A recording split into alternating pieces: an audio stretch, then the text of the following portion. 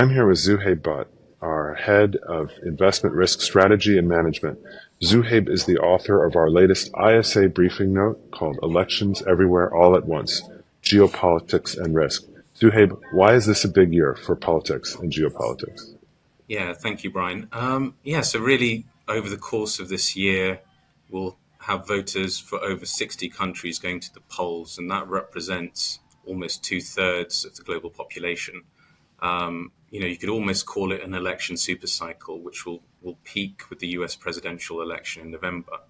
We've also got the ongoing conflicts in the Ukraine and Gaza, and that offers uncertainty and potential risks around escalation. So how should investors think about incorporating these risks into their risk management, into their portfolio management? Obviously, they're very difficult events to predict outcomes for.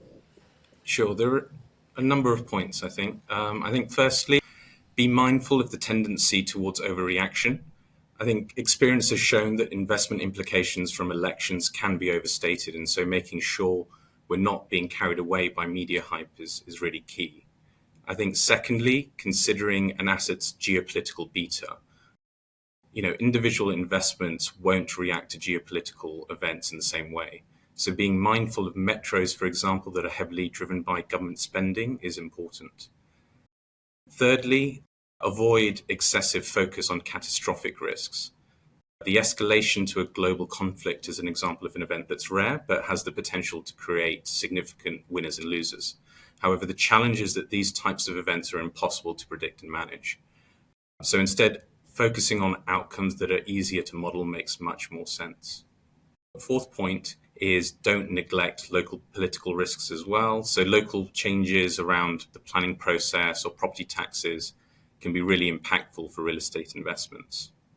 Fifth point, practice diversification, but engage in pattern recognition. And what I mean by this is political risks can be managed better when events impact individual countries, but political events can be part of a broader narrative with potentially far-reaching consequences. And when it gets to this point, their impact becomes difficult to contain and diversify away. And lastly, conduct what-if exercises around potential impacts. Geopolitical risks are difficult to incorporate into traditional financial analysis, so we find that thinking through scenarios can be helpful in identifying investment themes as well as strategies to avoid. So what are some of the examples of those themes that we're tracking today that originate from politics and geopolitics?